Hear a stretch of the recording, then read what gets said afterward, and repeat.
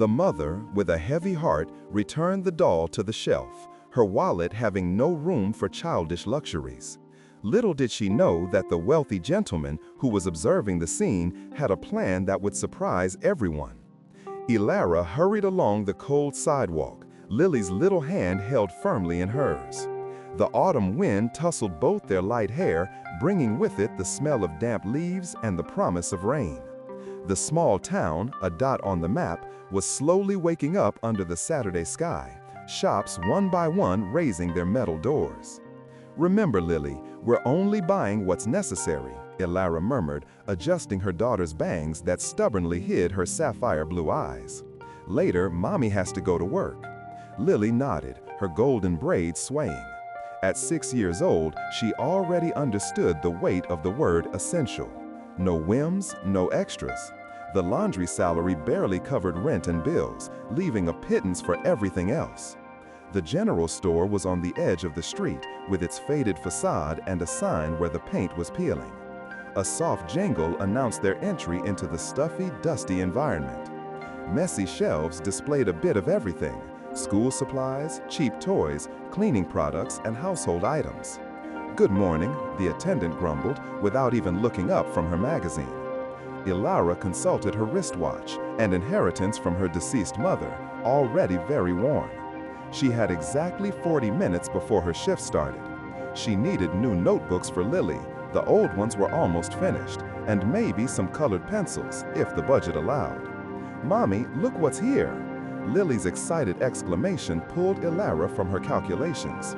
She turned and found her daughter in front of a modest toy display. In her little hand, a doll with golden hair and sky blue eyes, dressed in a simple floral dress. It wasn't one of those expensive, articulated dolls Lily saw on TV, but it had a special charm in its simplicity. "She looks like me, doesn't she?" Lily asked, twirling with the doll. "And like you too, Mommy. We all have light hair." Lily's smile hit Elara like a punch to the stomach. That pure, genuine joy had been rare on her daughter's face since the certain events. Elara chased away the memories. It wasn't the time. "She's beautiful, my love," she replied, reaching out to take the toy. She turned the tag and a knot formed in her stomach when she saw the price. It wasn't a fortune, but it was equivalent to 2 trips to the supermarket. Lily's eyes shone with hope. "Mommy, aren't you going to get her?" Elara knelt, getting down to her daughter's height. The faint smell of cheap soap coming from Lily's golden hair brought a pang of guilt. How many other desires would she have to deny her daughter? "It's too expensive, sweetie. I'm sorry," she whispered gently, returning the doll to her little hands. The sparkle in Lily's eyes faded, but she didn't cry or throw a tantrum. She just hugged the toy one last time, murmuring something into its plastic ear. "What did you say to her?" Elara asked, trying to break the awkward silence as they headed to the cashier. "I promised I'd come back for her another day," Lily replied, with an unusual seriousness for her age. Elara swallowed hard and picked up the notebooks. At the cashier, she placed the doll down, avoiding the attendant's gaze as she murmured, "Just the notebooks, please." It was then that her gaze fell upon a man in the queue behind her. A tall gentleman, impeccably dressed in a dark coat, which contrasted with his light, well-combed hair. Elara found herself observing his eyes, deep blue like a tranquil lake, with small gray flecks near the pupil. He offered a brief smile when their gazes met, and Elara quickly looked away, feeling a blush rise to her cheeks. "That will be $15.42, the cashier announced. Elara took out her worn wallet and meticulously counted the bills and coins. Every cent was vital at the end of the month. "There you go, Lily. Mommy has to get ready for work now." They left the store, the melodic jingle of the door fading behind them. The sky had darkened, and the first drops of rain began to fall. Elara quickened her pace, holding Lily's hand firmly. "Wait a moment," a calm, masculine voice made them stop. Elara turned, startled, noticing the gentleman from the store approaching, shielding a package under his coat so it wouldn't get wet in the thickening drizzle. "Yes?" she asked instinctively, pulling Lily closer. The man stopped at a polite distance. His gray-blue eyes conveyed a benevolence that caught Elara by surprise. "She can have the toy. I've already paid the cost," he said, offering the bag. Ilara blinked, stunned. The rain began to run down her face, mixing with strands of light hair from her hurried bun. "Sorry, but I can't accept it," she retorted, lifting her chin. "I don't even know him, Arthur," he simply replied. "Arthur Stone, and it's no trouble at all, believe me. I saw your daughter's expression when she saw the doll." Ilara hesitated. The rain was getting heavier, and Lily was already starting to get wet. She couldn't stay there arguing, but she also couldn't just accept gifts from strangers. "I appreciate your generosity." "But please," Arthur interrupted, his tone resolute but not overbearing. "It's not charity. See it as a gesture of friendship between neighbors." "We're not even neighbors," Ilara retorted, but her conviction wavered. "In this small town, aren't we all neighbors?" A subtle smile adorned his lips. Ilara looked at Lily, who was watching the exchange with wide eyes, then at the package in Arthur's hand. The rain was now falling torrentially, forming puddles on the sidewalks. "All right," she finally agreed, accepting the package. "Thank you." Lily's face lit up like the sun after a storm when her mother handed her the bag. The child promptly opened it, took out the doll, and hugged it tightly against her chest, ignoring the rain. "How cool! Thank you," Lily exclaimed, looking at Arthur with sincere gratitude. "I'll take very good care of her." Arthur leaned down a bit to be closer to the girl's height. "I'm sure you will. What are you going to name her?" Lily frowned for a moment, thinking deeply as only children can. "I think Hope, because she's a gift of hope." Arthur laughed, a soft, pleasant sound that surprised Ilara. There was something about him that differed from her initial impression, that of a rich man doing good deeds for his own satisfaction. An unexpected genuineness permeated his act. "That's a beautiful name," he agreed, standing up. Then, with a slight nod of his head, he observed, "Have a good day, you two." Before Ilara could say another word, he had already turned and walked away, strolling calmly in the rain, without haste, as if immune to getting wet. "He's kind, Mommy," Lily observed, still hugging her new toy. "And he looks like one of those fairy tale princes you read to me." Ilara watched Arthur's figure disappear around the bend. There was an enigma in that man, an element she couldn't unravel. "Let's go home, Lily. You need to dry your hair, and Mommy has to be at work in 30 minutes. As they hurried through the rain, Ilara couldn't stop thinking about the unknown gentleman named Arthur. Why had he acted that way? What did he expect in return? Life's lessons had taught Ilara that nothing is free. But seeing Lily's radiant face, holding her new toy, even while running in the rain, Ilara decided that, just this once, perhaps she could lower her guard and simply embrace that little wonder. What she didn't know yet was that this fleeting encounter in the rain would mark only the beginning of a story destined to change their lives forever. Sunday morning dawned with a cloudless sky, a contrast to the previous day's rain. Sunbeams entered the modest apartment where Ilara and Lily lived, casting amber patches on the worn floor. Ilara watched her daughter engrossed in playing with Hope, the doll gifted by the mysterious man. "Lily, I'm going to work. Mrs. Maria will look after you today. Understood?" The child nodded, her gaze fixed on the toy. "Hope and I will be very good." Ilara smiled, though a pang of remorse hit her. Another Sunday working. Another day separated from her daughter. She kissed Lily's blonde head and left, locking the door behind her. The Brillo Laundry was half a dozen blocks away. Ilara arrived 10 minutes early, as usual, and put on the light blue apron with the establishment's emblem. The smell of fabric softener and cleaning solution had become an intrinsic part of her, ingrained in her being after 2 years of working there. Exactly at 9, she flipped the door sign to open and began organizing the service orders.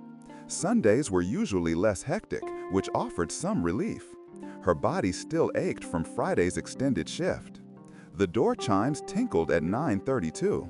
Ilara knew the exact time. She had just checked her watch. Estimating the duration until her midday meal, she looked up from the counter and felt her pulse quicken. Arthur Stone entered the laundry, a meticulously folded white shirt over his forearm. He wore charcoal gray trousers and a sky blue shirt that accentuated his eyes.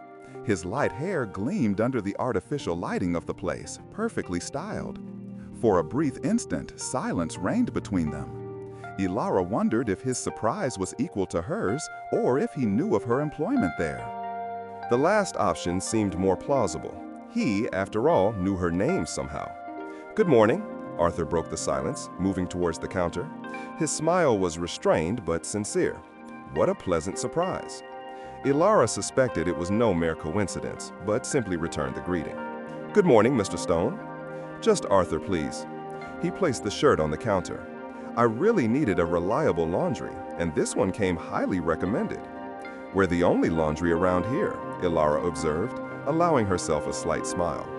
She picked up the shirt and inspected the label. Pure silk, an expensive brand she only knew from magazines. "Tell me, what happened here?" she asked, indicating a dark stain on the sleeve. "Coffee. 2 early morning appointments come with risks," he replied with a lightness that belied his serious demeanor. Ilara diligently filled out the service form. Full name, Arthur James Stone. She transcribed it and slid the document to him for signing. "And you are Ilara?" Arthur left the question hanging as she wrote Carter.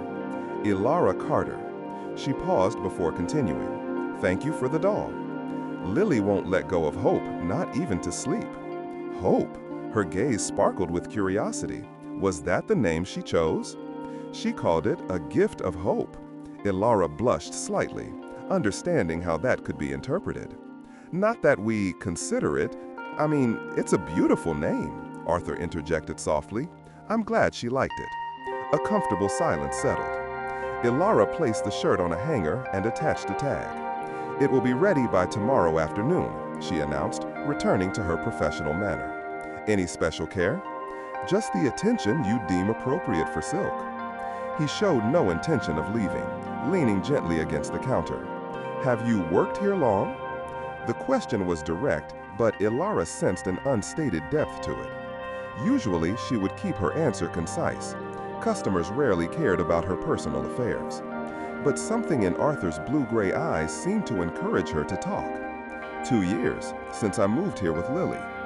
Arthur nodded, asking no further questions, but his focused quietness seemed to prompt her to continue. "It's a struggle, you know." The words escaped before she could contain them. "I'm a single mother. Housing costs go up every 6 months, and this job, well, it covers the bills, of course, but little is left after that." Ilara was shocked by her own frankness. She wasn't one to reveal her difficulties, especially to clients, and even less to a man she barely knew. "I have another job at night, cleaning offices downtown. My only free time is on Wednesday afternoons when Lily has extra classes at public school." She stopped abruptly, realizing she had said too much. "I'm sorry, I shouldn't burden clients with my personal circumstances." "Don't apologize," Arthur responded serenely. "I admire your dedication. It can't be easy managing all those responsibilities." What surprised Ilara wasn't his statement. She'd heard similar comments before, but the way he delivered it, devoid of the condescending air that typically accompanied remarks about her situation. No trace of pity in his gaze, only genuine admiration. "I simply do what needs to be done," she shrugged, trying to downplay the gravity of her own confession. "Lily deserves the best I can give." "She's lucky to have her." "I believe I'm the lucky one. She sustains me. You know, in the toughest moments, when all I want to do is give up, I see that little smile, and I persist." The entrance bell chimed again as an elderly lady entered, carrying a bag of dirty laundry. Ilara straightened up, resuming her work posture. "Your shirt will be ready by 3 tomorrow," she informed Arthur, moving to assist the new client. Arthur accepted the receipt she extended. Their fingertips brushed momentarily, a contact as delicate as a feather. "Well, thank you," he articulated, and something in the pronunciation of her name made her meet his gaze once more. "Until tomorrow." He then turned to leave, but stopped after 2 steps, looking back over his shoulder. "You know, in my youth, my mother worked in a similar laundry. doing 2, sometimes 3 shifts. I understand how exhausting it is. She also did the impossible for me." With those words, he offered a single nod to the waiting elderly lady and exited the establishment, leaving Ilara standing behind the counter, the service order still in her hand, and a thoughtful look on her face. The lady cleared her throat to get her attention, pulling Ilara back to the present. "Forgive me, Miss Jenkins. Allow me to help you with these items."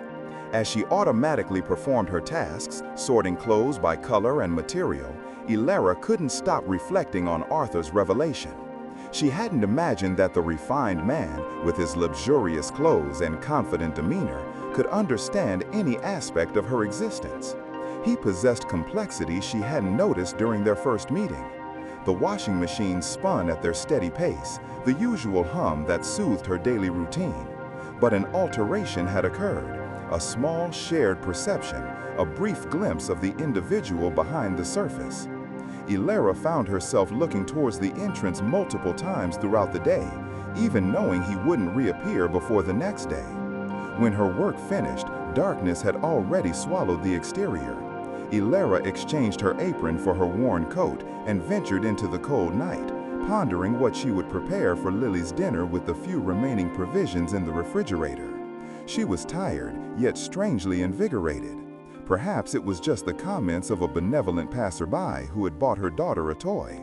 Or perhaps, and this notion instilled a slight apprehension, it was the dawn of something she couldn't yet articulate. Wednesday began with a strong, icy draft.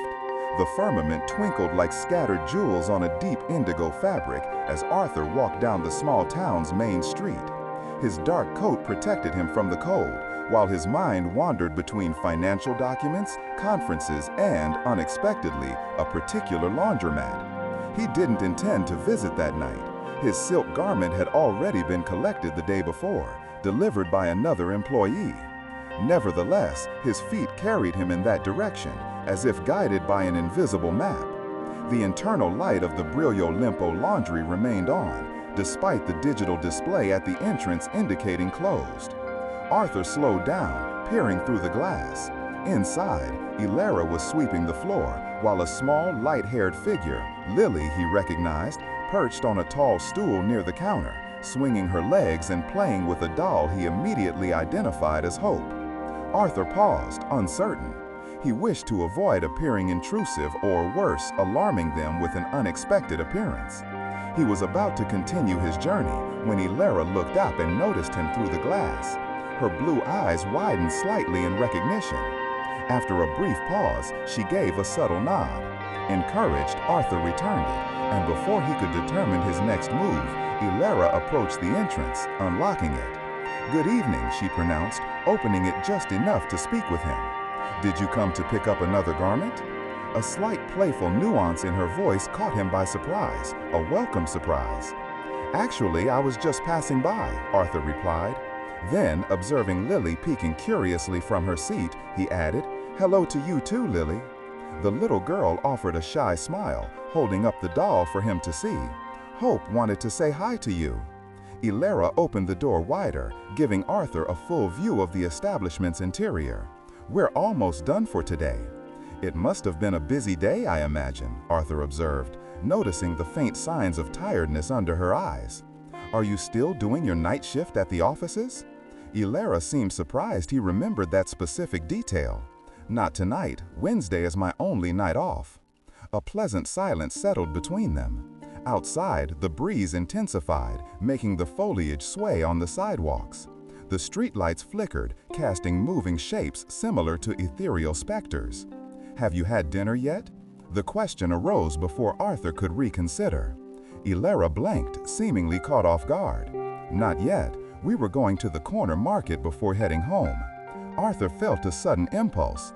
It was unusual for him to act so impulsively, but something about that small family resonated with a forgotten part of himself. "I would like to invite both of you for a meal," he proposed, maintaining a gentle and courteous tone. "Nothing elaborate, just a modest little restaurant nearby, my way of expressing gratitude for the impeccably clean laundry." A flicker of reluctance crossed Ilara's features. Arthur recognized that expression, the same one his own mother had displayed when help was offered, pride intertwined with caution. "You don't need to thank me. We were just doing our job," she replied, tucking a strand of light hair behind her ear. "I understand," Arthur nodded, "but it would be my pleasure, just a meal among acquaintances." He left the word hanging in the air, an unspoken question. "Can we go, Mommy?" Lily's anxious voice punctuated the moment. She had gotten down from the stool and was now beside Ilara, looking up expectantly. "Hope is hungry too." Ilara looked at her daughter, then at Arthur, and he noticed the internal struggle in her eyes. Finally, a slight smile softened her lips. "All right," she nodded, "but something quick and simple. Lily has school tomorrow." The look of joy that lit up Lily's face justified any reluctance. "Hooray! Let's have dinner, Hope. I know a great place about 2 blocks from here," Arthur said, walking away as Ilara finished locking the shop. "They make the best grilled cheese in the area." 15 minutes later, they were sitting in a cozy, roadside restaurant with exposed brick and soft lighting. It wasn't luxurious, but it was welcoming and spotless, with the scent of freshly baked bread filling the air. Lily sat between them, Hope carefully positioned on the seat beside her. "And what is your profession, Arthur?" Ilara asked, after they had placed their orders.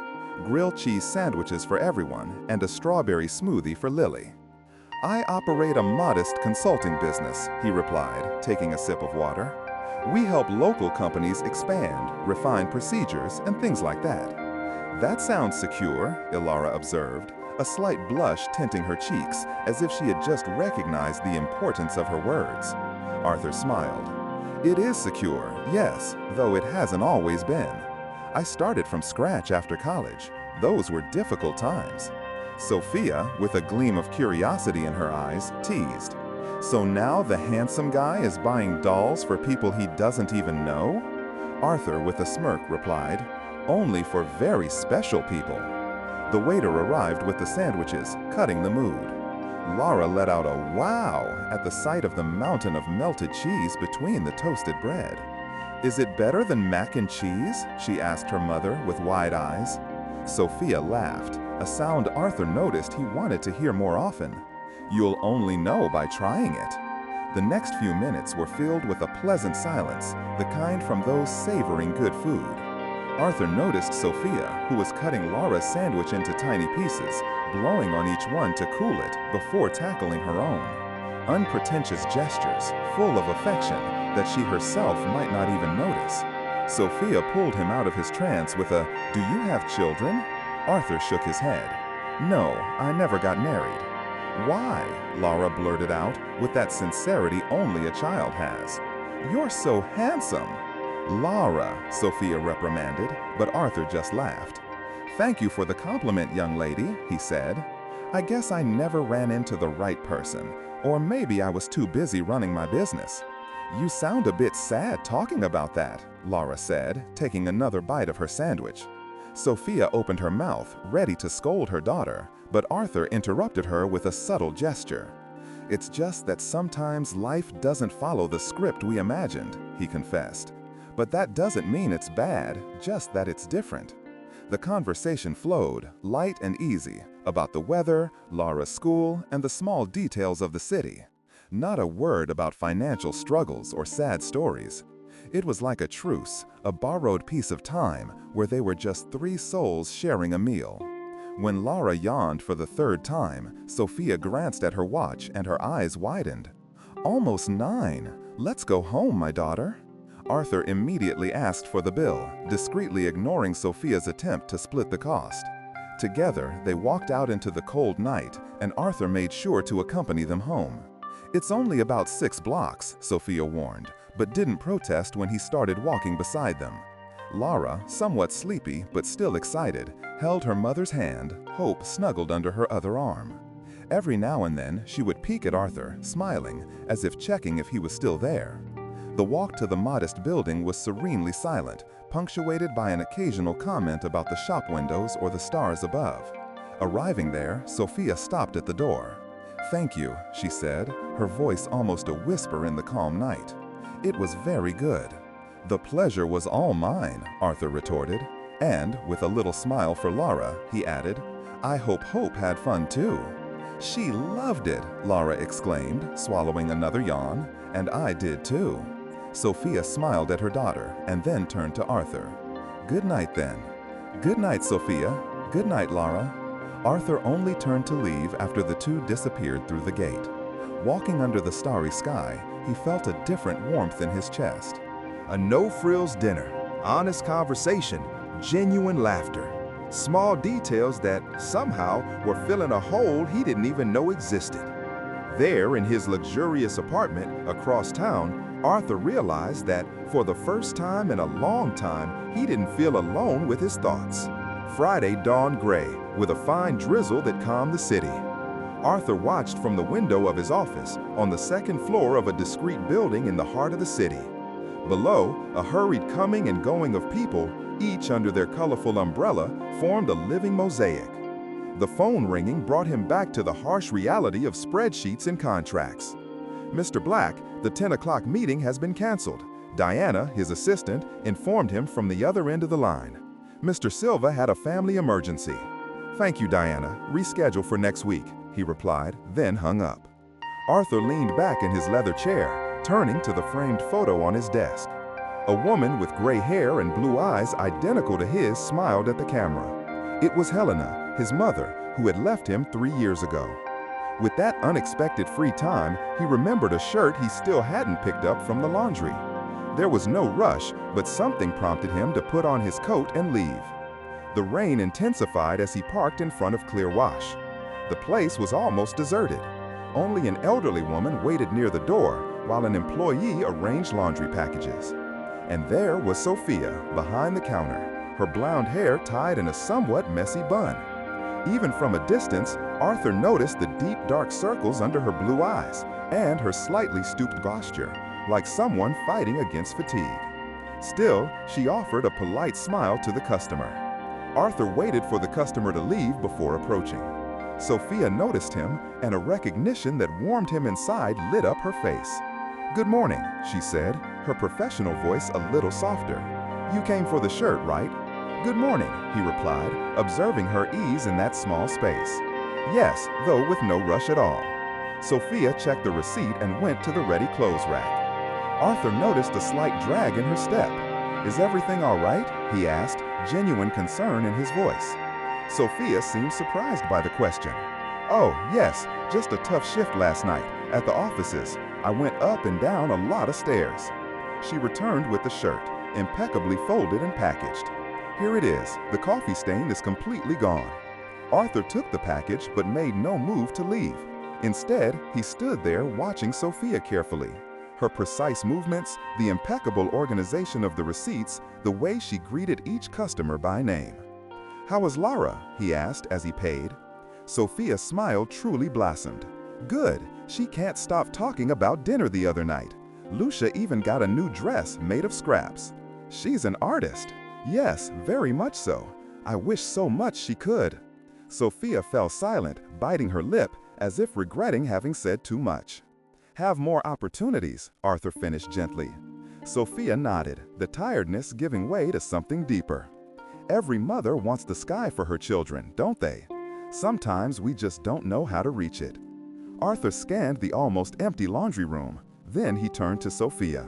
An idea, which had been maturing in his head since dinner, gained clearer outlines.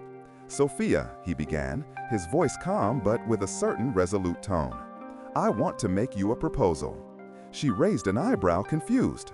"What kind of proposal? For work?" Arthur looked her in the eyes, attentive to her reaction.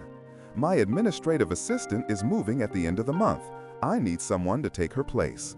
"Me? But I don't have experience with."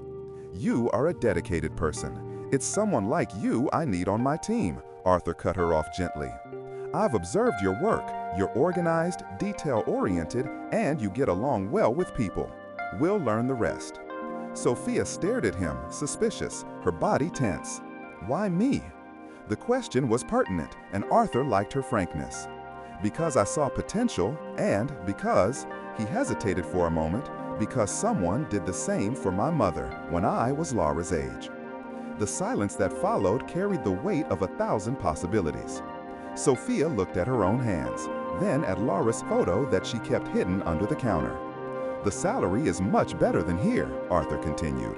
"Business hours, weekends off, health plan."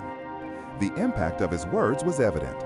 Weekends off, health plan, perks for many, but for Sophia, a game changer.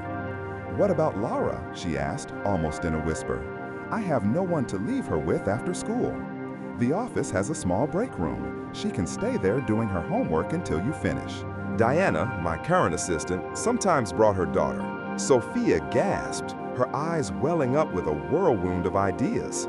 Arthur noticed her internal struggle. The chance of a better life against the fear of the new, gratitude against pride. "You don't have to answer right away," he said, realizing she needed to digest the news. "Think it over calmly." Sophia surprised him, straightening her shoulders, a spark of determination replacing the hesitation in her blue eyes. "If I can learn, you can count on me." The simplicity and grit of that answer caught Arthur by surprise. It wasn't desperation, but pure determination. "I'm sure you can handle it," he replied with a smile, "and you will." The doorbell rang, announcing new customers. Sophia adjusted her apron, returning to work. "We'll sort out the details later," Arthur said, picking up his shirt. "The Black Solutions office is 2 blocks past Main Square. You can come on Monday at 9. Bring Laura." Sophia nodded, her face a mix of nervousness and hope. "I'll be there." Arthur stepped out into the light rain that was now falling, feeling strangely light. He looked at the shirt in his hands, a mere pretext, he admitted to himself, for something much bigger that was beginning to blossom. Behind the counter, Sophia attended to the next client on autopilot, while her head was still digesting what had happened. An opportunity, a door opening when all the others seemed locked. "If I can learn, you can count on me," she repeated to herself like a mantra, and for the first time in a long time, she allowed herself to feel something dangerously close to hope. Sophia's adaptation to the new routine was at her own pace, a careful dance between the unfamiliar and her pure determination. Every morning, she would go to Black Solutions, hand in hand with Laura, their blonde hair impeccable, even with the rush. The reception area, with neutral-toned walls and modern furniture, seemed like a parallel universe to their reality. Diana, the departing assistant, taught Sophia the ropes of the job with a patience that bordered on maternal. "The system seems like a 7-headed beast at first," she explained, pointing to the computer screen. "But in a week, you'll be doing it with your eyes closed." Sophia nodded, each word a pearl, her blue eyes glued to the screen, while her fingers, still a bit clumsy on the keyboard, slowly typed the information. The move from the laundry to the office proved more complex than she had thought. It wasn't just about mastering new systems, but about fitting into a different universe, with unwritten rules and silent expectations. "Don't worry so much," Diana always said, noticing the tension in Sophia's shoulders. "Arthur is demanding, but fair. He doesn't expect you to be perfect from the start." Meanwhile, Laura spent her days sitting on a gray rug in the corner of the reception, trying to entertain herself with the little she had. Sophia brought used paper from home, blank on one side, and a pencil so short it barely fit in the girl's delicate fingers. In the first few hours, Laura drew intently, creating imaginary worlds with simple strokes. But as time passed, boredom appeared on her face, and she began to fidget, letting out sighs. On the 3rd day, Arthur left his office for a quick coffee and spotted Laura sitting on the floor scribbling on an already worn sheet of paper. The drawing of 3 stick figures, one larger and 2 smaller under a little sun, was made with a pencil so worn that she had to hold it with her fingertips. He paused, observing the scene for a moment. That image awakened a dormant memory, himself at 6 years old, huddled in the corner of the kitchen of the mansion where his mother worked, trying to be invisible with his broken colored pencils. "Are you drawing your family?" he asked, approaching gently so as not to startle her. Laura looked up, surprised by the sudden attention. Her face flushed slightly as she shook her head. "No, it's you, me, and Mommy," she replied, with that frankness only a child possesses, "at the park." Arthur felt a pang in his chest. It wasn't discomfort, but an emotion he couldn't quite define. He nodded gravely, like someone examining a rare jewel. "It's a beautiful drawing," he said, "but I think your pencil is almost gone, isn't it?" Laura shrugged, a resigned gesture that seemed out of place in a child. "It still works," she mumbled, returning to scratch the paper with effort. Arthur looked at Sophia, absorbed in the task of mastering the filing system.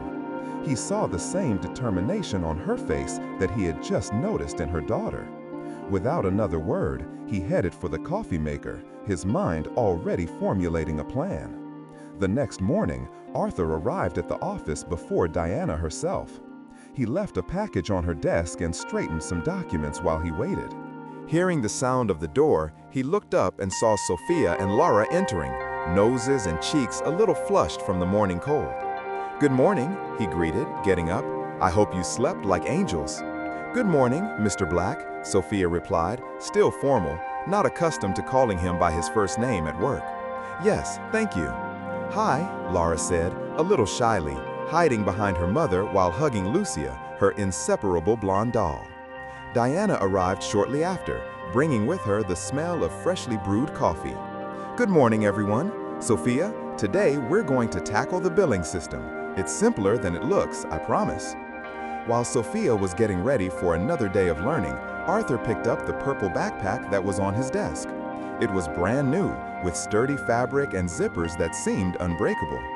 He approached Laura, who was already in her usual corner, taking her tiny pencil and paper from her coat pocket.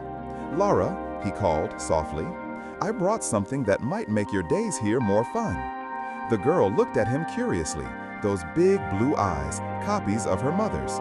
Sophia also watched the scene, pausing her notes for a moment. Arthur knelt down, getting to Laura's height, and placed the purple backpack between them. "I thought maybe you'd like some things to keep yourself entertained while Mommy works." Laura gave a quick glance at Sophia, seeking approval. With a subtle nod, Sophia encouraged her. "Is it for me?" the girl asked, her voice almost a whisper. "Only if you want it," Arthur replied with a calm smile. "If you don't like it, we can exchange it for something else." A little awkwardly, Laura sat Lucia beside her and approached the backpack. Arthur opened the zipper and began to take out the surprises. First, a hardcover notebook, studded with silver stars that glittered in the light.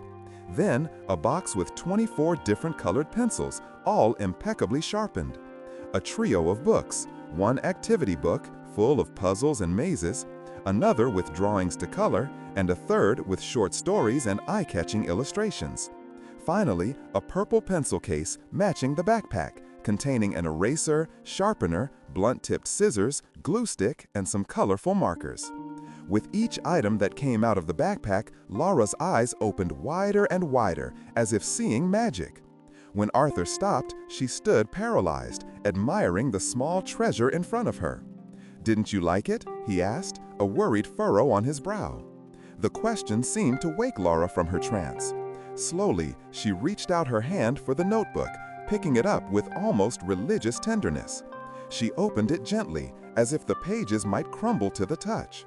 "The pages are so smooth," she murmured, sliding her fingers over the blank paper. "And they don't have crooked lines or scribbles." Sophia watched the scene, a lump in her throat, an emotion that words couldn't contain. For most children, new school supplies were routine, expected every year. For Laura, it was a gift from heaven. "Your name is here," Arthur said, pointing to the first page of the notebook, where Laura Parker was written in neat handwriting. The girl traced her finger over the letters, and a smile began to spread across her face. "Can I use it now?" "Of course," Arthur replied, standing up. "In fact, Diana and I have another surprise prepared." He gestured to a previously empty corner of the reception area. Where there had only been a gray carpet, now shone a small, light wood children's table with 2 colorful chairs. On it, a cute pencil holder and a star lamp completed the corner. "We thought it would be more comfortable than the floor," Arthur explained, "and the other chair is for Lucia, of course." Only then did Sophia realize the transformation. Between learning new tasks and the fear of making mistakes, she hadn't noticed the change, or when or how that corner had been arranged. A wave of overwhelming gratitude hit her, almost taking her breath away. Lara didn't waste a second. With an energy she rarely showed, she gathered all her new treasures and ran to the table, setting Lucia in one of the chairs before settling into the other. In seconds, she was already engrossed in choosing the first color to inaugurate her notebook. Diana smiled at the scene before returning to her desk, leaving Sophia and Arthur alone, watching Lara. "You didn't need to do so much," Sophia whispered, so only he could hear. "I know," Arthur replied simply, "but I wanted to." There was something in the simplicity of that answer that touched Sophia deeply. It wasn't charity for show, nor a favor that demanded a debt of gratitude. It was just a human gesture from someone who could for someone who needed. "Arthur," Lara's voice pulled him from his thoughts. Curious, he approached the small table. "Yes? Is this where you work your butt off?" she asked, looking at the office with new eyes, as if only now truly seeing it. "Yes," he replied, leaning slightly over the table to see the sketch she had started, the outline of what looked like a building with many windows. "And what do you do here?" Childlike curiosity shining in his clear eyes. "I run some companies. I deal with money, with contracts," Arthur explained, making some gestures in the air, trying to simplify adult matters for a 6-year-old. Lara wrinkled her nose cutely and laughed, a crystalline sound that broke the usual office formality. "Yeah, grown-up stuff," Arthur smiled, a genuine smile that softened his serious features. "Yes, these adult annoyances." "It can't be that annoying if you like it," Lara retorted, with a wisdom that surprised him. "Mommy says that all work becomes lighter when we put love into it." "Your mother is a golden woman," Arthur agreed, casting a brief glance at Sophia.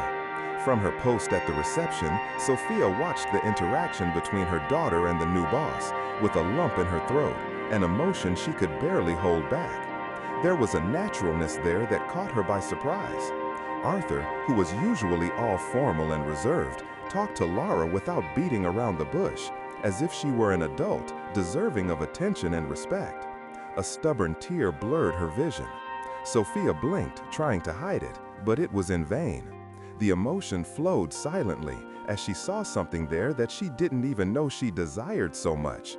Her daughter being treated with the dignity that any human being deserves, regardless of age or condition. Diana, noticing her state, discreetly approached with the tissue. "He has that power with people," she whispered, with a complicit smile. At first, Arthur seemed reserved, but to everyone's surprise, Lara accepted the tissue with a grateful nod, drying her eyes in a blink. She tried to stammer, "It's just that," but her voice choked up. Brenda, for her part, just said, "I know," giving her a light squeeze on the shoulder before resuming what she was doing. The morning flew by. Lara, in turn, immersed herself in information about the filing system and phone service, while Lily, in her corner, seemed the happiest child in the world. From time to time, the little one would come to show a scribble or ask for help to understand a challenge in the puzzle book. But for the most part, she lived absorbed in her own universe of paints and paper. At lunchtime, Lara and Lily had an impromptu picnic on a bench outside, sharing the homemade sandwiches Lara had prepared early. Autumn, with its palette of reds and golds, colored the surrounding trees, and a light breeze rustled the fair hair of both. "Did you like the gifts Mr. Sterling brought?" Lara asked, as she helped Lily open the juice box.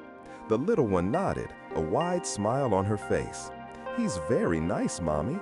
Want to know what I liked most? Tell me." He spelled my name correctly, Lily Parker, as if I were someone super important. Lara's heart ached. "You are important, my love, very important." "I know," Lily replied quite naturally, "but it's nice when others notice too." The afternoon continued without incident. Lara continued to delve into the intricacies of the filing system and phone service, while Lily got lost in the pages of her notebook and new books. When the clock struck 5, Brenda said goodbye, reminding the two that it would be her last day before the move.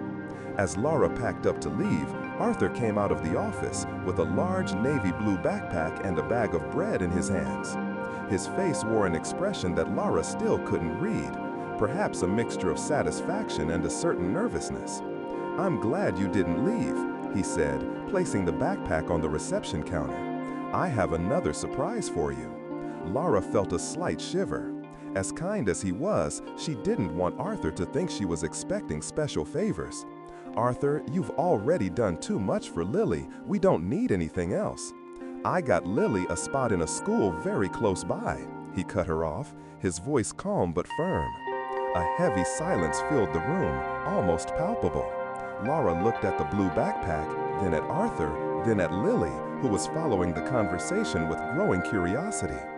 "What do you mean?" she finally managed to stammer. "Sunnyside Academy, 3 blocks from here," Arthur detailed. "I've known the director for a few years. When I mentioned Lily, she said the little one could start on Monday." Laura's legs trembled and she leaned against the counter. Sunnyside Academy was a big name, famous for its top-notch education, modern facilities, and, what weighed most, for being private and expensive. Something she would never have been able to afford with her old salary, and, to be honest, not even with her current one. "The uniform and all the material are in the backpack," Arthur continued, unzipping it to reveal what was inside. A blue and white uniform, meticulously folded, rested on notebooks, books, and a complete box of school supplies. Lily approached with a certain apprehension, her eyes sparkling with pure joy. "Is it a big kid school, Mommy? Just like in the books?" The question, so full of innocence, was the last straw for Laura. Silent tears began to roll down her face as she knelt to her daughter's height. "Yes, my love, a real school, with lots of classmates, teachers, and even a playground to have fun." Lily let out a squeal of delight and ran to see the backpack, touching the uniform's fabric as if touching a treasure. "Can I try it on at home, sweetie?" Laura said, slowly standing up to face Arthur. So many emotions swirled in her blue eyes that he couldn't decipher them all. Gratitude, surprise, perhaps a certain shyness, and something deeper. "It's everything I've ever dreamed for her," Laura confessed, her voice choked with contained emotion. "But I don't know if I should accept. This must cost an arm and a leg, and I've barely started here. I don't even know if I'll stay after the trial period." "Think of it as part of your new job's benefits package," Arthur replied with a slight smile. "The company has a scholarship program for employees' children. Brenda would have been entitled to the same for her daughter, but since they were leaving, it was a half-truth, and they both knew it well. There was no program. Arthur had paid for everything out of his own pocket. But he was giving Laura a way to accept without hurting her pride, a gesture she recognized and silently valued. "Can I really go, Mommy?" Lily's voice, full of hope, cut through the moment. She had already taken the uniform jacket from the backpack and was clutching it to her chest like a precious possession. Laura looked at her daughter, so tiny, so full of light, a potential that the world had until then overlooked. And she realized she had no choice. Or rather, the choice was crystal clear. "Yes, my love, you start on Monday." Lily's joy exploded in jumps and squeals, and she ran to hug her mother first. Then, to everyone's surprise, she hugged Arthur, who was caught off guard. He hesitated for a moment, clearly awkward with the unexpected contact, before returning the hug rather uncomfortably, patting the little girl's back lightly. "Thank you," Lily sang, going back to rummaging in her new backpack. Laura watched her daughter, then glanced at Arthur. Words seemed too small for what she felt, so she simply said, "Thank you." The gratitude was genuine, from the bottom of her soul, without frills or melodrama. Just the pure recognition of a gesture that would change their lives forever. Arthur nodded, understanding the unspoken message. "She deserves the chance to thrive," he replied simply. That night, as she helped Lily try on the uniform in their cramped apartment, Laura felt something new sprout in her chest, a feeling she had almost forgotten during the long years of solitary struggle, a flame of hope, and perhaps something more that she didn't yet dare to name.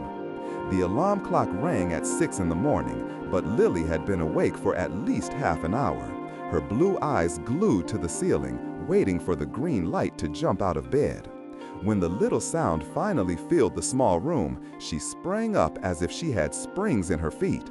"Mommy, Mommy," she called, darting down the narrow hallway of the apartment. "It's today!" Laura came out of the bathroom, her hair still dripping, wrapped in a towel. She smiled, infected by her daughter's energy.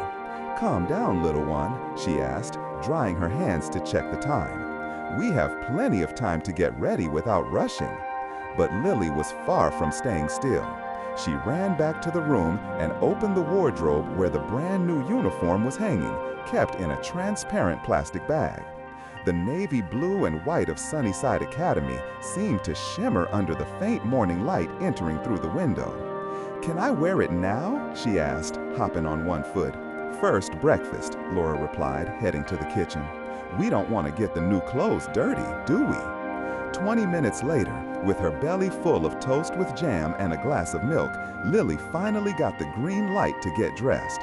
With almost ceremonial care, she took each piece out of the plastic bag.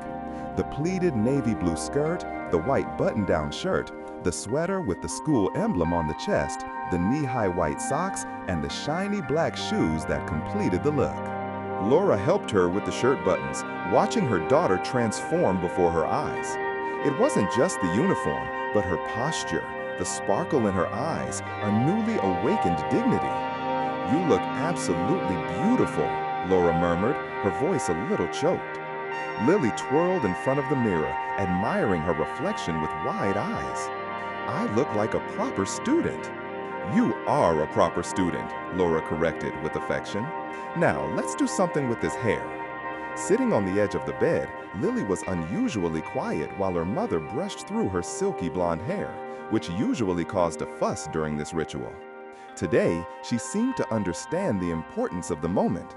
"I want 2 braids, the way you do them for special days," she asked. Laura smiled, parting her daughter's hair down the middle. Special days call for special hairstyles. With nimble fingers, she braided the light hair into 2 perfectly symmetrical pigtails, tying them with blue ribbons that matched the uniform. When she finished, Lily looked like she had stepped out of a children's fashion magazine. "Can Grace come with me?" the little girl asked, looking at her doll who was watching everything from the shelf. "I think it's better if she stays here today," Laura replied. "You'll have a lot of new things to see. Grace can wait for you at home." Lily agreed, albeit reluctantly, and went to give her doll a goodbye kiss. Laura took the opportunity to get herself ready, double-checking if she had all the papers for the first day. At 7:40, they left the apartment. The walk to school usually took 20 minutes, but Laura wanted to arrive early. Lily walked beside her, her brand new navy blue backpack on her back, looking almost too big for her small body. "Mommy, will I learn to read today?" Lily asked, squeezing her mother's hand as they crossed the street. "Reading takes a little time, my love," Laura explained. "But today, you'll start getting to know the letters, and soon you'll be reading whole storybooks." Lily's little face lit up at the idea. "Or I'll read to you and Arthur." Laura smiled, noticing how his name already sounded so natural on her daughter's lips. 3 weeks ago, it was just the 2 of them against the world. Now, Arthur had become a constant figure in their conversations, their plans, their thoughts. Sunnyside Academy appeared around the corner, a 2-story red brick building with large windows and a playground surrounded by trees. The main gate was wide open, and a sign announced, "Welcome to the new school year." Lily suddenly stopped, squeezing Laura's hand tighter. For the first time that morning, a shadow of apprehension hovered over her little face. "Mommy, what if they don't like me?" she whispered, almost inaudibly. Laura knelt down, meeting her daughter's eyes. "They're going to love you dearly, my love. And if, by chance, someone doesn't like you, that's their problem. You are wonderful, just the way you are." Lily took a deep breath and nodded, regaining some composure. Together, they crossed the school gate. The playground was teeming with children in identical uniforms, some running, others chatting in circles. Parents said goodbye with kisses and hugs, some taking photos to immortalize the moment. Laura and Lily went to the secretary's office, as they had been instructed. The principal, Mrs. Miller, a middle-aged woman with gray hair and a welcoming smile, came to greet them in person. "You must be Lily," she said, extending her hand to the little girl. "We are very happy to have you with us." Lily shook the offered hand with a grown-up seriousness that made Laura smile. "Thank you for accepting her mid-semester," Laura said, handing over the papers. "Any friend of Arthur Sterling is always welcome here," the principal replied with a knowing smile. "He has been a great benefactor of the school for many years." Before Laura could fully absorb the information, Mrs. Miller turned to Lily. "Shall we meet your teacher and your new friends?" Lily looked at her mother, her clear eyes showing a mix of excitement and butterflies in her stomach. Laura bent down for a farewell hug. "Have a beautiful day, my love. I'll be here at 3 in the afternoon to pick you up." "Promise?" Lily whispered in her mother's ear. "I promise," Laura replied, holding her daughter's face between her hands. "You'll have a truckload of news to tell me." With a final wave, Lily followed the principal down the hallway decorated with student artwork. Laura stood there, watching the small figure walk away until she disappeared inside a classroom. It was only when she turned to leave that Laura noticed him. Arthur was across the street, under a tree, half hidden by the shadow of the branches. He was wearing his usual suit and holding a cup of coffee as if just passing by on his way to work. His eyes were glued to the school, and Laura realized he had probably witnessed the entire scene. Their gazes met across the distance. Arthur seemed a little embarrassed to have been caught, but then simply raised his cup in a silent toast. Laura smiled and gave a slight nod before heading off to work. The day dragged on for Laura. Between learning new functions at the office and helping Brenda with the final details before her departure, she looked at the clock 1,000 times. Arthur appeared around noon, but neither of them touched on the subject of their morning encounter. There was a pact of silence between them, a complicity that had just been born. At 2:45, Laura was already at the school gate, mingled with the other parents, waiting for the final bell. When the loud noise finally echoed, the children began to pour out in noisy groups. And there she was. Lily emerged from the building, her braids a little disheveled, her sweater tied around her waist, but with the biggest smile Laura had ever seen on her face. Upon spotting her mother, she darted towards her. "Mommy!" she exclaimed, throwing herself into her arms. "It was the most amazing day of my life!" On the way home, Lily chattered non-stop, words gushing like a waterfall of excitement. "Aunt Wilson is super cool. She gave me my own book with my name written on it. And there's a boy named Sam who lent me his colored pencils when I couldn't find mine. And the library, Mommy! The library has so many books you can't even count them." Laura listened to everything with a smile on her face, soaking up every detail, every new friendship, every discovery. "And did you know that letters make different sounds? The teacher showed me the A and the little sound it makes. Tomorrow we're going to learn the B." Upon entering the apartment, Lily ran to get Grace and show her the book she had brought. Laura watched her daughter so full of life and energy and felt a gratitude that words could not embrace. For a school that was opening up, for a future that was beginning to emerge, and for a man who had appeared out of nowhere to turn everything upside down. 3 months had flown by since Lily's first day of school. Autumn gave way to winter, painting the city in shades of white and gray. The trees, once golden, now displayed their bare branches against the pale sky, and people hurried along the sidewalks, wrapped in scarves and gloves to ward off the cold. Laura and Lily's lives had been turned upside down in a way neither of them would ever have dreamed.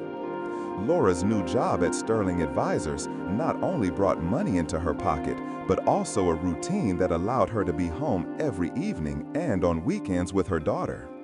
Lily, on the other hand, blossomed at the new school, learning to read with a speed that left even the teachers astonished.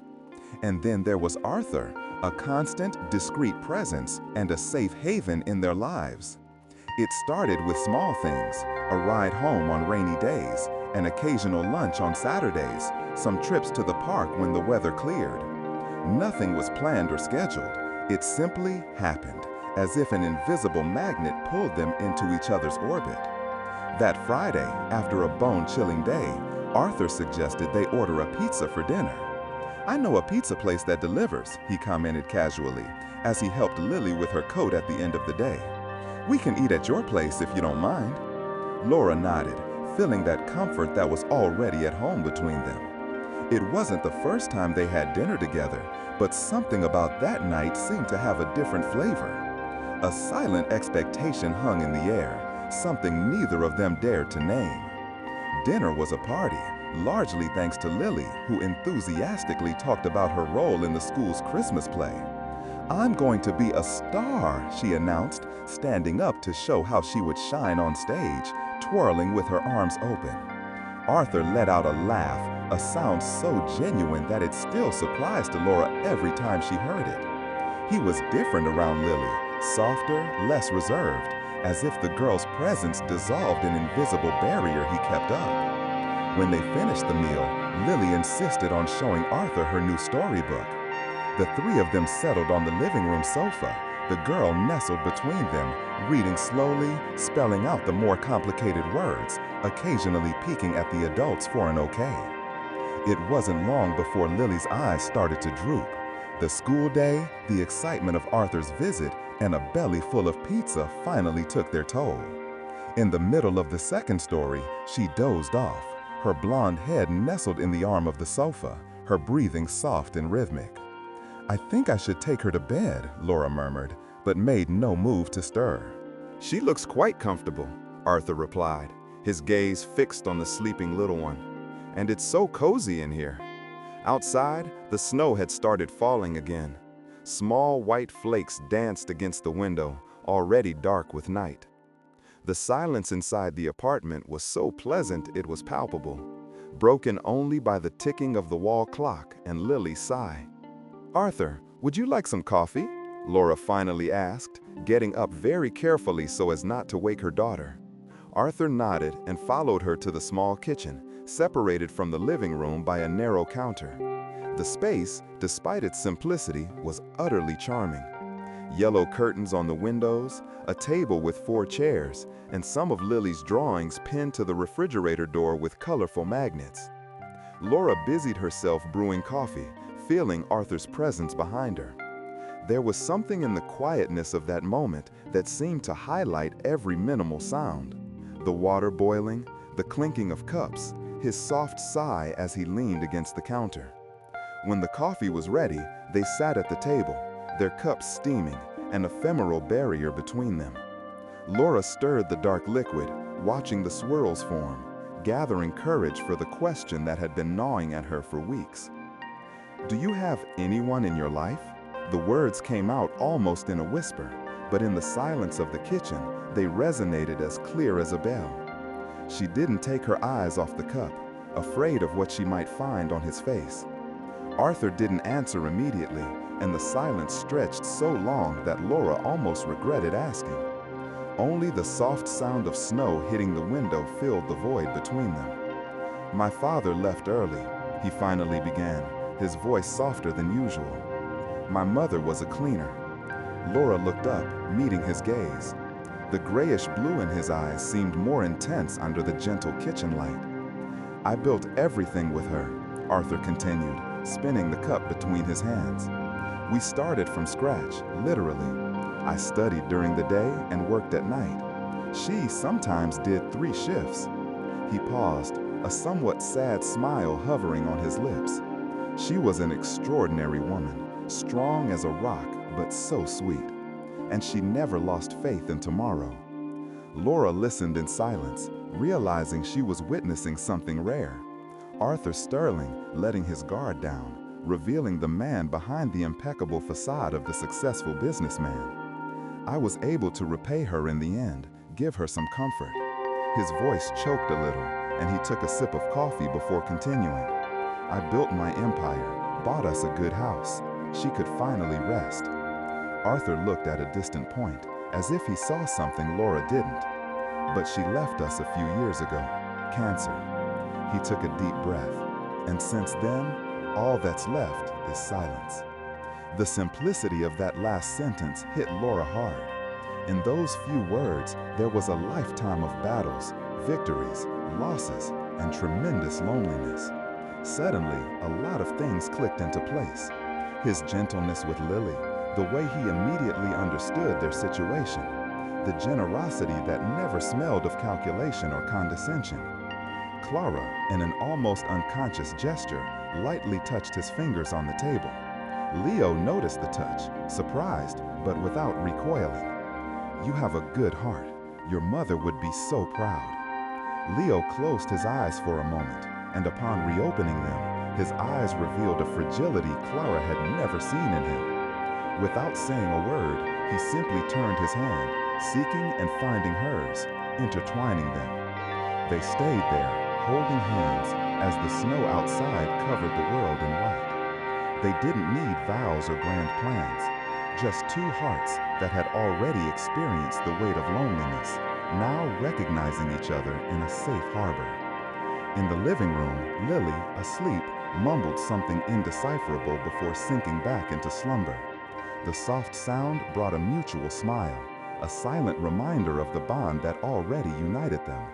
Tomorrow was a blank canvas, and that was perfectly fine. There was time, there were endless possibilities, and, after a long and cold winter, both had someone to share the warmth of silence. The first Saturday Leo appeared was pure chance. It was a chilly January Saturday, one of those where the capricious snow nestled in the corners of the windows, transforming the streets into postcards. Clara, who had just placed toast with jam and hot chocolate for Lily on the table, heard the doorbell ring. "Who could it be at this hour?" she grumbled, adjusting her bathrobe over her flannel pajamas and running her fingers through her tangled blonde hair. Opening the door, she found Leo standing there, snowflakes dusting his broad shoulders and light hair. In his hands, a paper bag from that chic French patisserie downtown and a bottle of orange juice. "Good morning," he said, with a somewhat shy smile. "I hope I haven't arrived at a bad time." Before Clara could formulate a reply, Lily appeared behind her, in pajamas, her blue eyes wide with surprise and contagious joy. "Leo!" the girl exclaimed. "You came to see us on a Saturday!" He crouched down a little, meeting her height. "I brought warm croissants. I thought maybe we could have coffee together."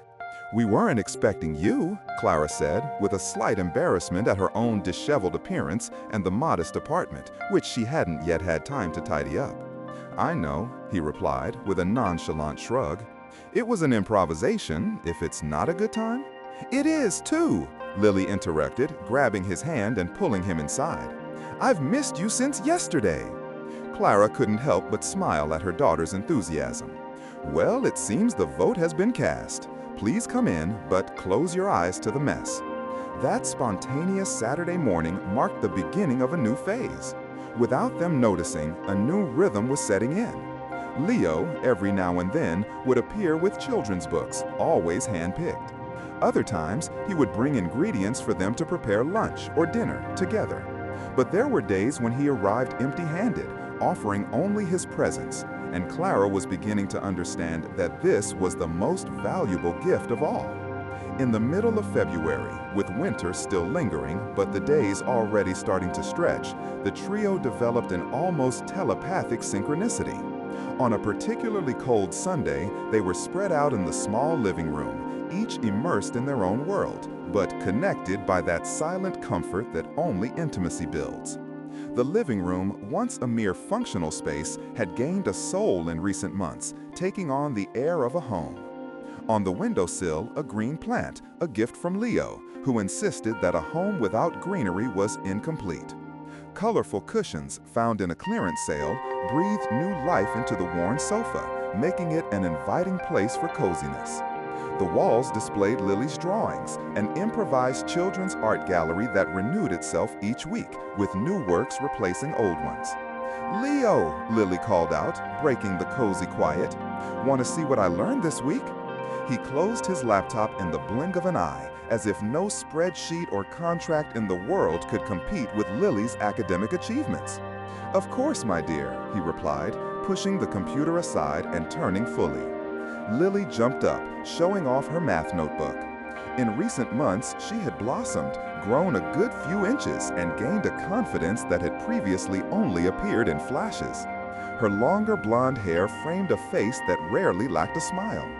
"We're learning fractions," she announced, with the seriousness of someone unraveling a great mystery. She sat next to him and carefully opened her notebook. "Look, I got everything right, even the ones that made my head spin." Leo scanned the pages where Lily's neat, rounded handwriting spread. Each exercise was solved with impressive precision for her age. Beside the problems, small, colorful drawings illustrated the concepts. Pizzas divided into 8 slices, apples cut in half, circles that turned into colorful cake slices. "This is mind-blowing," he commented, tracing his finger over a sequence of equivalent fractions that looked like a 7-headed monster. "Your teacher must be over the moon." "She said I'm a math genius," Lily replied, barely containing her pride. And then, with a touch of shyness, "Just like you." Clara looked up from the photo album, observing the scene in silence. There was something in the way Leo leaned in to see Lily's work, as if every calculation, every fraction, was a discovery that warmed his soul. It wasn't just dedicated attention, but genuine respect. The way he talked to her, without the slightest condescension, treating her accomplishments with the same importance as any of his big business deals. "Want to hear how I read now?" Lily had already swapped her math notebook for a thin, colorful little book, where a small mouse in red boots seemed to smile. "I'd love to, with all my heart," Leo replied, sinking into the sofa and adjusting a cushion. Clara put her photos aside and approached, sitting in the armchair. The reading sessions had become a weekend ritual, a moment she cherished especially. Lily opened the book with the same care one takes when unfolding a treasure map. "This one is harder than the other," she warned, preparing her small audience for any stumble. She took a deep breath like a diver before a jump and began. The little boat sailed down the blue river. Inside, Mateus, the mouse, watched the white clouds in the sky. Where could his friend the frog be? Her voice, clear and firm, filled the apartment as she wrestled with the more complex words, her little index finger tracing each syllable with golden concentration. From time to time, she cast a furtive glance at the adults, seeking silent confirmation that she was on the right track. Leo listened to her with almost reverent attention, nodding his head in approval with each turn of the page. When Lily stumbled on a difficult word, he waited patiently, without interrupting or correcting, letting her unravel the enigma herself. "It's impressive the leap she's made in such a short time," he commented later, when Lily went to her room to get another book to show off. "She always had a light of her own," Clara replied, bending down to gather the scattered photos. "She just needed a little push." A little push that Leo had given, they both knew, even if they didn't need to verbalize it. The truth was there, hovering in the silence between them. In the way Clara looked at him with a discreet smile when she thought he wasn't looking. In the way he brought small treats, not only for Lily, but for her too. A book she had mentioned wanting to read, a beautiful mug to replace the old cracked one. In the small but lively kitchen, Clara moved with a newfound confidence. Initially for Leo, she prepared the basics, pasta with homemade sauce, fresh salads, simple soups. But over time, and with her salary providing some breathing room, she began to venture out.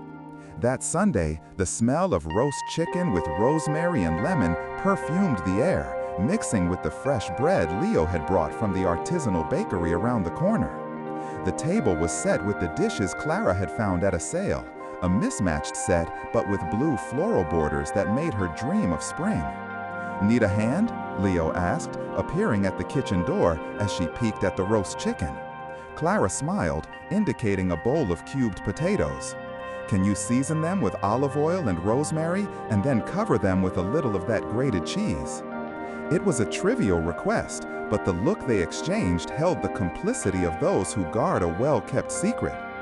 Leo rolled up the sleeves of his light blue shirt and joined her, his movements flowing naturally in that cramped space. You know, my mother used to say you truly get to know a person in the kitchen, he commented, mixing the potatoes with the herbs. And what do you see in me? Clara asked, a mischievous glint in her eyes. Leo paused and looked at her with an intensity that made her cheeks flush. I see someone who works magic with the little they have, he finally replied. Someone who sees beauty in everyday life, who pays attention to details because they know those are what embroider life. The moment was broken by Lily, who burst into the kitchen, skipping with a new book. Leo is staying for lunch, right? She asked, leaning against the table. Clara looked at him, a silent question in her eyes. If I'm welcome, he replied, focused on sprinkling cheese on the potatoes. You're always welcome, Lily declared, with the crystal-clear logic of children. Aren't you, Mommy? Always, Clara confirmed, and the naturalness of the answer surprised her, as did the undeniable truth it carried. Lunch, with the round table cozying the three of them, was soon served. The conversation flowed, light and relaxed. Lily spoke animatedly about the science project for the following week, about how each one would create their own terrarium. Leo, in turn, told a hilarious story of his disastrous first attempt in the college kitchen, which resulted in a fire alarm and the evacuation of the dormitory. Clara, for her part, explained the new office system that promised to revolutionize meeting scheduling. These were trivial conversations, the kind that echo in thousands of homes around the world. But for them, every word, every laugh, every comfortable silence had the taste of discovery, of something rare being built brick by brick. After lunch, while Clara washed the dishes and Leo dried them, Lily spread out on the living room rug, surrounded by books and notebooks, meticulously planning what she would show her teacher the coming week. Are you two dating? The question came like a lightning bolt when the two returned to the living room with their coffee cups.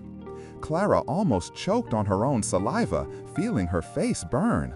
Leo stopped in his tracks, his cup suspended in the air. Why that question, my love? Clara managed to stammer, sitting carefully on the edge of the sofa. Lily shrugged as if the answer were obvious. It's just that you look at each other just like Emily's parents, and she said they're dating, even though they've been married for a long time. Leo placed his cup on the side table and settled into the armchair, searching for the right words. Lily, he began, in a tone that blended seriousness and sweetness. Your mom and I really enjoy each other's company. And yours too, my little one, Clara quickly added, gently squeezing her daughter's hand. Yes, and yours very much, Leo agreed with an affectionate smile. But you see, adult things are a bit complex. Why? Lily insisted, her blue eyes sparkling with pure curiosity, alternating her gaze between the two. Clara took a deep breath, searching for an explanation suitable for a 6-year-old. Because adults need to think a lot before naming things. Lily furrowed her brow in concentrated effort, digesting the answer. Then her face suddenly lit up. Oh, it's like what teacher Helena says, that we don't need to name everything before understanding it properly? Leo couldn't help but laugh. Exactly, he agreed, exchanging a look of relief and amusement with Clara. Your teacher is a fount of wisdom. The subject was dropped as quickly as it arose, with Lily diving back into her drawing. But something in the air had transformed. A silent truth now hovered between them, felt, even unspoken. February was fading, giving way to March, and with the first spring buds on the avenue's trees, Leo's presence on weekends became routine.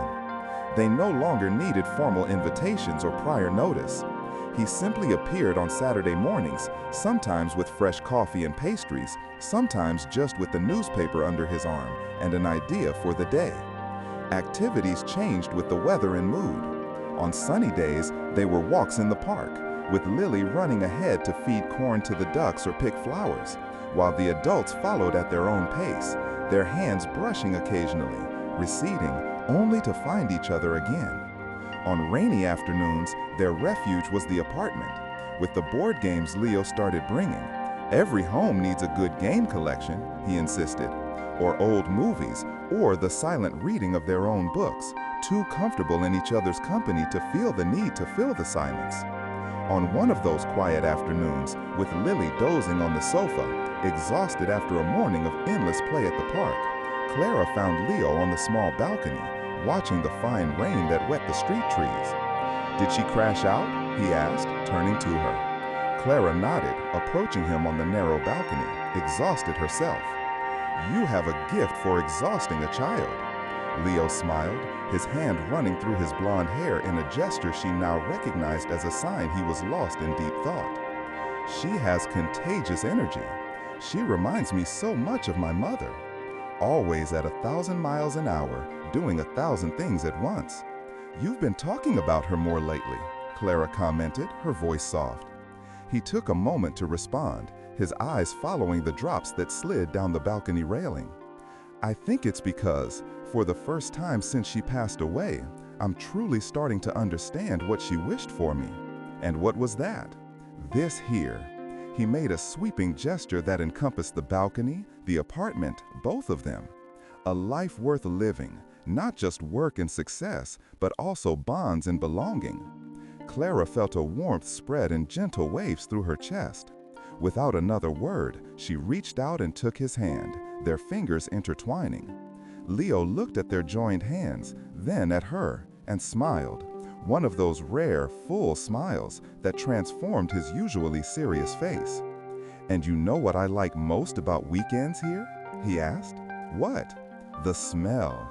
Clara chuckled softly, curious. "The smell?" "Yes," he inhaled deeply, as if to prove it. "Your apartment smells like life, you know.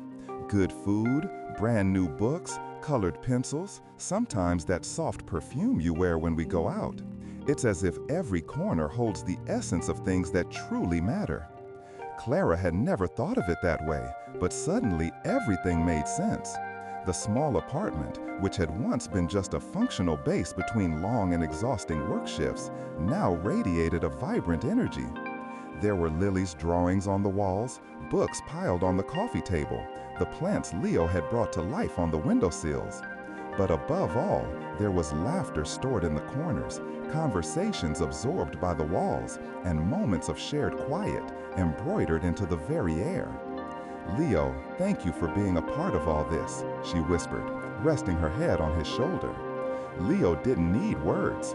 He simply hugged her, his arm wrapping around her shoulders, and rested his head on hers. They stayed there, watching the rain subside, the comfort of shared silence enveloping them like a hug.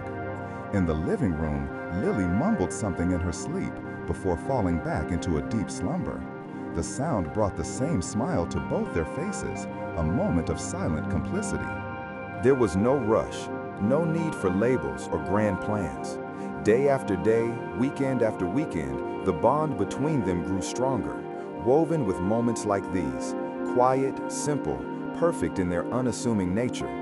Outside, the rain let up, and a stubborn sunbeam broke through the clouds, painting a faint rainbow in the gray sky. A new beginning, without fanfare, without grand promises, just the quiet certainty of brighter days to come. The Sunday sun streamed into the living room in golden shafts, making the dust dance in the air. It wasn't a special date, nothing to celebrate or mark on the calendar. Just an ordinary Sunday in May, one of those days that fade quietly, but which, in their simplicity, hold the raw beauty of life unfolding. In the small living room of the apartment, Lily was lying on her stomach on the rug, her little legs swinging in the air, completely absorbed in her drawing. Her blonde hair, tied in a loose braid, fell over one shoulder, and the tip of her tongue peeked slightly from the corner of her mouth, an unequivocal sign of her maximum concentration. "This is you, Mommy," she explained, without taking her eyes off the paper, pointing to a figure in a blue dress. "This is Leo, and this is me in the middle." A few steps away, sitting at the table, Clara reviewed her notes for a crucial presentation on Monday. Wearing new reading glasses, she wrote in her neat handwriting, consulting the open laptop beside her. Her blonde hair, tied in a messy bun, framed her concentrated face. From the kitchen, which opened into the living room, came the rhythmic sound of a knife cutting on a board. Leo, with his shirt sleeves rolled up to his elbows, was preparing a fruit salad.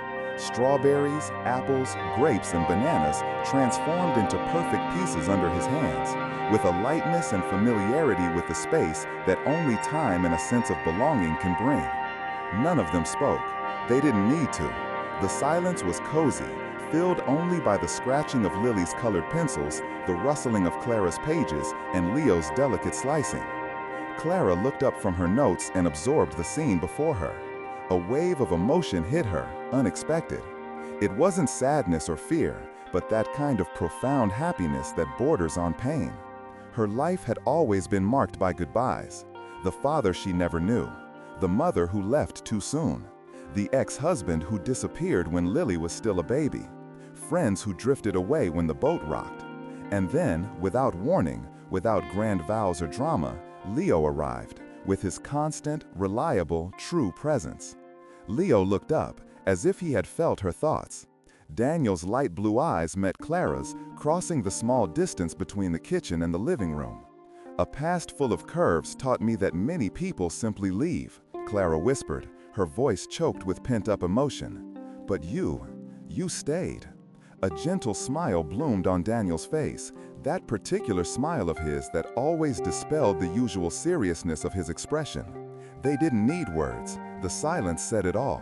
Just a discreet nod of his head, and he returned to slicing the vegetables, now with a newfound sparkle in his eyes. Oblivious to that silent dance of feelings between the adults, Lily remained focused on her drawing, humming softly a melody she had learned at school. The weekend continued at its usual pace, in peace and harmony. He didn't come as a savior. He simply stayed, put down roots. And this persistence, this stubborn goodness, is what truly changes everything, rewriting destinies. If this melody touched your soul, don't hesitate.